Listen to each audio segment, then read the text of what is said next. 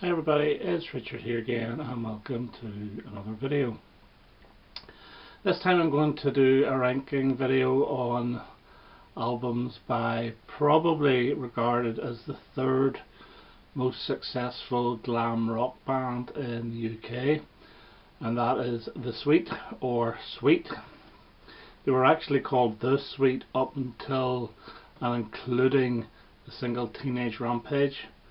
And then they dropped the with the 16 single and just became Sweet for the rest of their career. Now, as I say, they were the third most successful in the UK, behind T-Rex and Slade. However, singles wise, in Denmark they had 11 number one hit singles. In Germany they had 8 number one hit singles and 3 number ones in Australia. But over here in Britain they only had the 1 number one, but they were very unlucky because they had 5 number 2 hit singles, and they actually kicked T-Rex and Slade's ass singles wise in America, which is even more impressive, for they had 4 top 10 hits over there, where Slade didn't manage any until, well, they never actually did manage any, and and T-Rex only got the one with Get It On, Banger Gone. So the problem with Sweet was that their albums were not very successful. In fact, in the UK they only had 1 charting album, which is Sweet Fanny Adams back in '74, which got to about number 27, I think. The albums did better over, as I say, in Denmark and Germany, but they never had a number one album anywhere. And they started off in the late 60s as Sweet Shop and then became The Sweet. They then released a few singles on the Fontana label, like Slow Motion and Lollipop Man, which incidentally was written by Albert Hammond, yet again another one of his writing collaborations with Mike Hazelwood. But those singles didn't do very well, and in 1971 they signed with RCA, and they released a string of singles written by Mike Chapman and Nicky Chin, which all charted. Now the thing is that for the first 5 singles, from Funny Funny up to and including Little Willie, they did not play any of their instruments, only lended vocals, but they did play the instruments on their B-sides. Now these singles were very bubblegum, as you'd probably guess by the name titles, but they were never happy with that, and on the B-sides of the singles they showed their true, almost hard rock self. And they did not release an album. They released a bubblegum album in '71 called Funny How Sweet Cocoa Can Be, which was a mixture of Chin and Chapman songs along with their own, and they didn't release their next album until 1974, so they had the run of about 8 hit singles without an album, so they were regarded more as a singles band. But anyway, let's get into the albums, and I will rank them. There was 9 of them in total from '71 up to 1982. Now, before I start, The Sweet were Brian Connolly on vocals, Andy Scott on guitar and vocals, Steve Priest on bass and vocals, and Mick Tucker on drums and vocals. Now, for the first 6 albums it was the 4-piece, but for the last 3 albums it went down to a 3-piece when Brian Connolly was fired from the band because he was having serious problems with his alcoholism. Okay, so number 9 from 1979, and this is the first album without Brian Connolly, and he's severely missed on this album. This is Cut Above the Rest. This is quite an AOR. It's really aimed at the American market, and it is adult oriented rock, and there's some decent songs on this, like Call Me was the single. It did nothing, but the chorus of it is actually quite reminiscent of the hit Love Is Like Oxygen. I think they tried to replicate that just so they could have another hit. because it was a big hit in America as well as the UK. Big Apple Waltz is like a waltz type tune, and iGames is a nice guitar or a nice acoustic guitar driven song, but the rest of it is a bit boring, to be honest with you. There's no spark to it at all. The song Disco Phony must be one of the worst songs that they ever did. So from 1979, this is my least favourite. This is Cut Above the Rest. Number 8 is the album that followed it, and this is Water's Edge.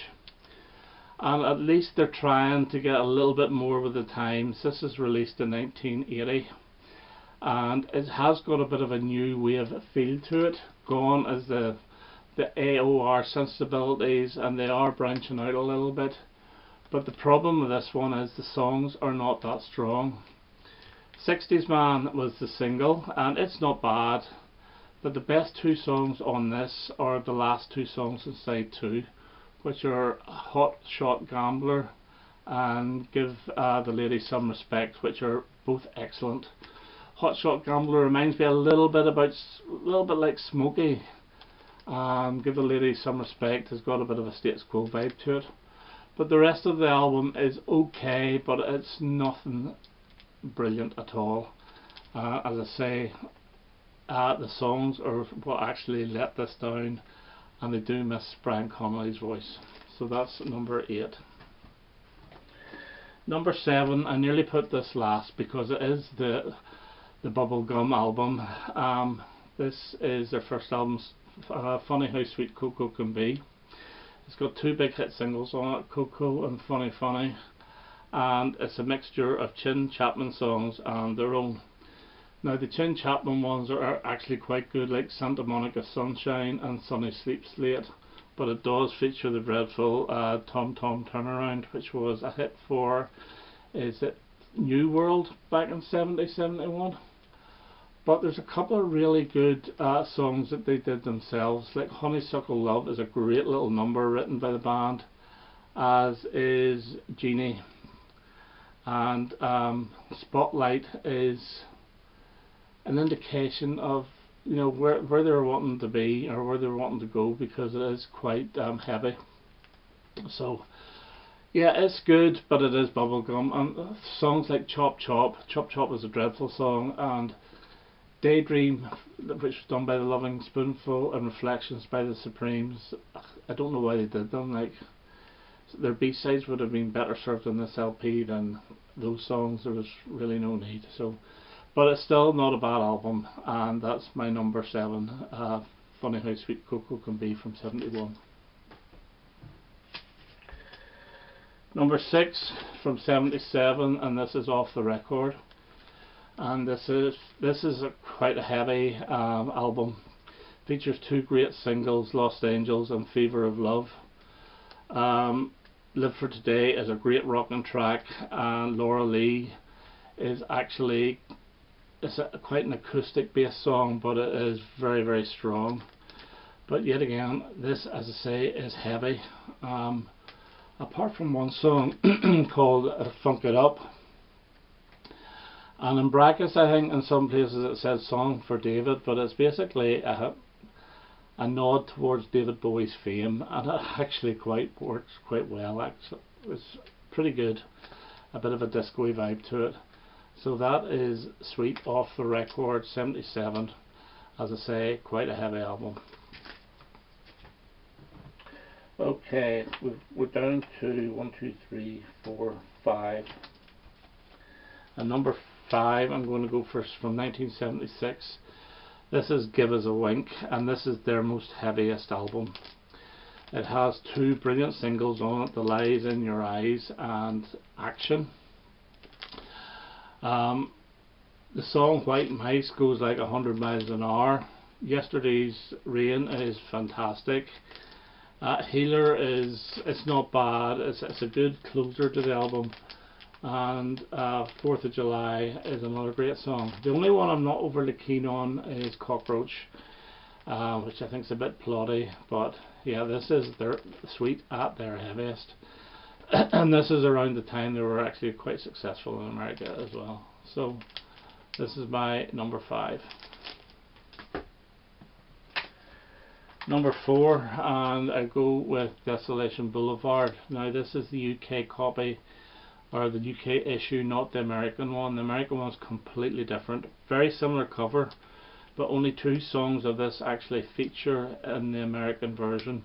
In fact, the American version really does feature mostly songs from the previous album, Sweet Fanny Adams. This one's got the 16s on it and Turn It Down, which sounds a bit like Little Devil by The Cult, but it's great. I mentioned in an older video that this has got the Man with the Golden Arm, which is an 8-minute drum solo, which is a waste of time. But on this is a song called Fox on the Run. Now I think it was either Mike Chapman or maybe one of the engineers that said you should actually re-record that and release it as a single, as a follow-up to the very unsuccessful Turn It Down, which they did, and it became their biggest hit worldwide. The version on this is very rough compared to the single version, which is on the American version of this album. But this is a really strong album. Lady Starlight is another one that I really like, which is an Andy Scott ballad. Medusa is another fantastic song. The thing about this album as well, around the time they had some really cracking B-sides like Misdemeanor, and the other one, Rock and Roll Disgrace, and there is one other one, and Burn on the Flame. Or those 3 songs, if they had been on this instead of the 8-minute Man with the Golden Arm, or even the My Generation at the end of this, this would have been possibly their best album. But yeah, it's still good, and that's my number 4, Desolation Boulevard from 1974. Number 3 from 1974 also is Sweet Fanny Adams.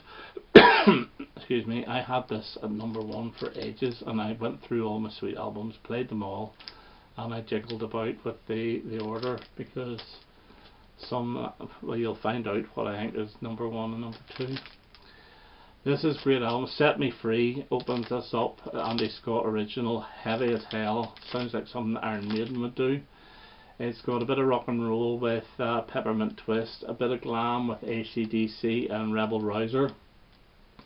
But again, this is generally quite a heavy album. There's another Chin Chapman song which is weird called No You Don't, but it's still excellent. But overall, a very good album, and the only Sweet album, original album to chart in the UK. So that's Sweet Fanny Adams from 1974. And my second favourite, and this would be a surprise, excuse me again, for most Sweet fans, is actually their last album from 1982, and this is Identity Crisis, and this is the threesome again.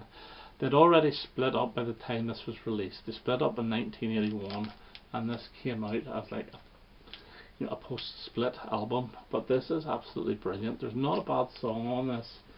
Songs like Love Is the Cure and It Makes Me Wonder would have been, I think, would have been brilliant singles. Strange Girl is an excellent closer. Identity Crisis is a really good opener. They do a fine version of I Wish You Would, which I think was a hit for the Yardbirds. I know Bowie did it on his Pin-Ups album. But 2 into 1 is a fun song. It is quite new wavy, and there is little bits of status quo in this as well, 80s status quo, but this works so well, and it is a short album. It's just short, about 32-33 minutes long, but this is such a really rewarding listen. I love it, and it's my second favourite Sweet album. And my favourite Sweet album from 1978 is Level Headed. Whenever I first made this list, I had this somewhere in the middle of the pile, but I really now do appreciate how good this album is. This has the big magnum opus of Love Is Like Oxygen in its full, almost 8-minute glory, where you get the normal song, then it stops dead and goes into like this pastoral acoustic guitar bit before it comes back, regenerates into Love Is Like Oxygen. Strong Love is quite, it's almost like a soul, 70s soul, funky type song, which is excellent. Dream On is a beautiful ballad opener, a little bit like McCartney's I don't know why from, I think it's called I Don't Know Why, from his last album Egypt Station. It's a little piano 2.5 minute long ballad sung by Andy Scott, and I don't understand why they would have put that as an opener to a Sweet album, but it really, really works. Air on a tape loop sounds as if it takes bits from Keith Emerson's Fanfare for the Common Man, adds in a bit of Mike Oldfield and a little bit of Pink Floyd, and it's wonderful. Silverbirds, great song. Lady of the Lake, beautiful ballad. This is probably, I would say it's their most proggy album. It's their most relaxed, it's their least heavy, but it's the highest quality, and I think it's really, really strong. Did I say Silverbird? Letters d'Amour is another beautiful song. Yeah, from 1978, and this was the end of this guy. This was his last album. He didn't sing that much on this, but what he does do, he does really well. So this is Sweet Level Headed from 1978, which I think is their best album. Okay. Alright, that's me ranking the Sweet albums from 1971 to 1982. I believe there was one further album in the 90s under Andy Scott's Sweet, but I don't know it, and to be honest with you, it's like an Andy Scott solo album, so it doesn't count. Okay, so that's me for now. I hope you enjoyed that, and I shall hopefully make another video quite soon. Okay, all the best now. Bye bye.